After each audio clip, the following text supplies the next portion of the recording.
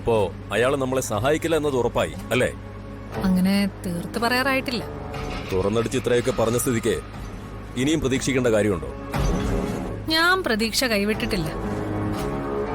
എന്തു വന്നാലും എനിക്കെതിരെ വാദിക്കാൻ ഗോകുല് കോടതിയിൽ വരില്ല എന്ന് തന്നെയാ എന്റെ വിശ്വാസം. അതിനുവേണ്ട ഡോസ് ഞാൻ ഇട്ടുകൊടുത്തിട്ടുണ്ട്. ഇയാളുടെ കാര്യത്തിൽ പണ്ടും പലതവണ നമ്മൾ പരീക്ഷിച്ച് പരാജയപ്പെട്ടതാണ്. അന്നത്തെ അവസ്ഥയിലല്ല ഗോകുൽ ഇപ്പൊ നിൽക്കുന്നത്. അന്ന് അയാൾക്ക് കുടുംബത്തില് പ്രശ്നങ്ങളൊന്നും ഇല്ലായിരുന്നു.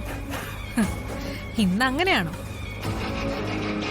കുടുംബത്തിനകത്ത് നീറിപ്പുകയുന്ന പ്രശ്നങ്ങൾക്കിടയിലല്ല അയാളിപ്പോ നിൽക്കുന്നത്. അത്ര പെട്ടെന്നൊന്നും ഒരു തീരുമാനത്തിലെത്താൻ ഗോകുലിന് കഴിയില്ല. സച്ചിക്ക് വേണ്ടി അഡ്വക്കേറ്റ് ആരതിയെ ഇറക്കി എല്ലാ കളികളും കളിച്ചത് അയാളാണ്.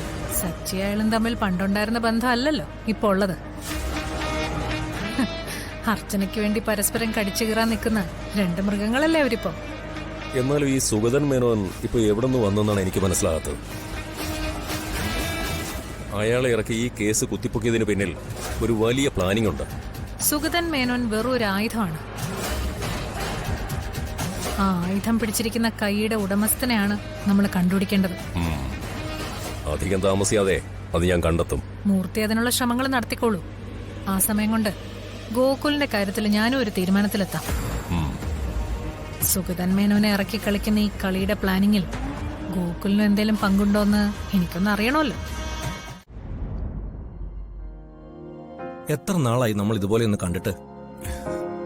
നിന്റെ കോൾ വന്നപ്പോ ഞാൻ ശരിക്കും സർപ്രൈസ് ആയിപ്പോയി. ഇപ്പൊ എന്തു പറ്റി? പഴയ സ്ട്രെസ് വീണ്ടും കൂടിയോ? ഒരു പേഷ്യന്റിന്റെ എല്ലാ ലക്ഷണങ്ങളും ഇപ്പൊ നിന്റെ മുഖത്തുണ്ട്. നീ പറഞ്ഞ വളരെ കറക്റ്റാ. മെന്റലി ഞാനിപ്പോ ഒരു പേഷ്യന്റാ. എന്റെ പ്രശ്നങ്ങൾ എനിക്ക് സോൾവ് ചെയ്യാൻ പറ്റുന്നില്ല. എന്നെ കാണാൻ വരുന്ന എല്ലാവരും ഒരുപാട് പ്രശ്നങ്ങളുമായിട്ടാണ് വരുന്നത്. അവരുടെ പ്രശ്നങ്ങൾ കേൾക്കുക എന്നുള്ളതാണ് ഒരു സൈക്കോ തെറാപ്പിസ്റ്റിന്റെ ജോലി. എന്താ നിന്റെ പ്രശ്നം? കുറച്ച് ദിവസമായിട്ട് മനസ്സിനൊരു സമാധാനവുമില്ല. കോടതിയിലെ പ്രശ്നമോ അതോ വീട്ടിലെ പ്രശ്നമോ? നിനക്കറിയാവല്ലോ, കോടതിയിലെ പ്രശ്നങ്ങളും ഞാൻ എങ്ങനെയും മാനേജ് ചെയ്യും. പക്ഷേ വീട്ടിലെ ചില കാര്യങ്ങള് അതാ എന്റെ മനസ്സിനെ വല്ലാതെ തളർത്തുന്നത്.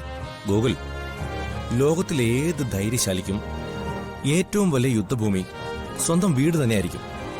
ലോകം മുഴുവൻ ജയിച്ചു വന്നാലും വീടിനുള്ളിൽ സമാധാനം പോയാൽ അതോടെ തീർന്നുമില്ല. നീ സൈക്കാട്രിസ്റ്റ് ആയത് വെറുതെ അല്ല. എന്തായാലും നീ വക്കീലായതിനേക്കാളും ഭേദമാണ് ഞാൻ സൈക്കാട്രിസ്റ്റ് ആയത്. വെറുതെ ജീവിതകാലം മുഴുവൻ കോടതിയിൽ കയറി കള്ളം പറയണ്ടല്ലോ. മനസാക്ഷിക്ക് നിരക്കാത്ത കള്ളങ്ങൾ പറയുന്നതിന്റെ സ്ട്രെസ്സാണിത്. അതല്ലേ സത്യം? സത്യം പറഞ്ഞ നിന്റെ അടുത്ത് വന്നിരിക്കുമ്പോ എനിക്കൊരു സമാധാനമുണ്ട്. വീട്ടിലെന്താ?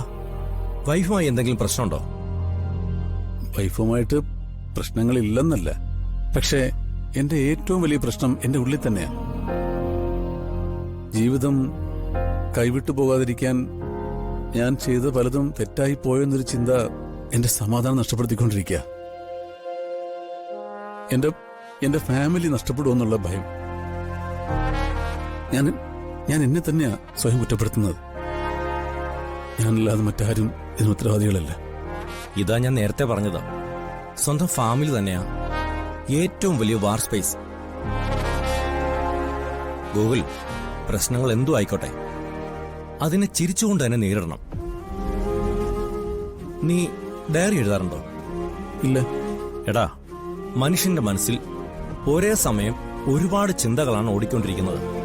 നിന്റെ കാര്യത്തിൽ തന്നെ കേസിന്റെ പ്രശ്നങ്ങൾ, വീട്ടിലെ പ്രശ്നം, വൈഫുമായിട്ടുള്ള പ്രോബ്ലം, ഇതെല്ലാം താങ്ങാവുന്നതിൽ കൂടുതൽ സ്ട്രെസ്സാണ് നിനക്ക് തരുന്നത്. അത് കുറയ്ക്കാൻ ഒരു നല്ല വഴിയാണ് ഈ ഡയറി റൈറ്റിംഗ്. ഞാൻ എന്തെഴുതണമെന്നാ നീ പറയുന്നത്? നിന്റെ മനസ്സിൽ തോന്നുന്ന ചിന്തകളെല്ലാം നീ ഒരു കടലാസിൽ എഴുതിക്കോ.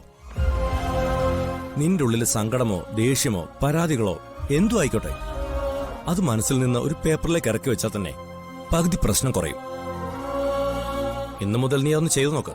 അതുകൊണ്ട് മാത്രം ഈ സ്ട്രെസ് അവസാനിക്കുന്നാണോ നീ പറയുന്നത്? No, never. സൈക്കോതെറാപ്പിയിൽ ഡയറി റൈറ്റിംഗ് ഒരിക്കലും പ്രോബ്ലം സോൾവ് ചെയ്യാനുള്ള ഒരു സൊല്യൂഷൻ അല്ല. പക്ഷേ മനസ്സിൽ ചുമക്കുന്ന ചിന്തകളെ കടലാസിലേക്ക് ഇറക്കി വെച്ചാൽ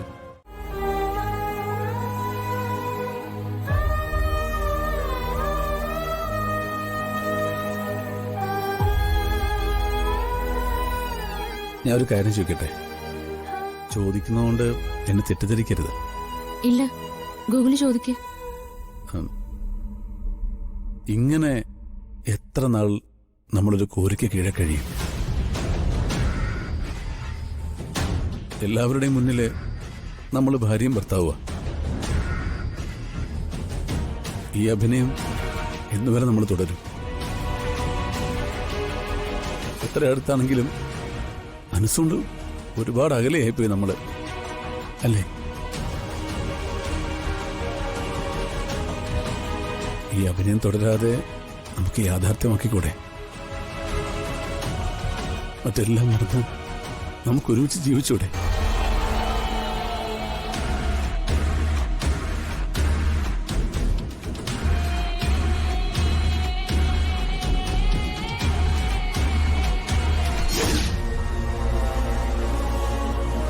എന്താ ഗൂഗിൾ? എന്തിനാ വിളിച്ച്? ആ, അത് പിന്നെ ഞാൻ പെട്ടെന്ന് എന്തോ ഓർത്തിട്ട് വിളിച്ചതാ, മറന്നുപോയി. Good night. താൻ പോയിക്കോ.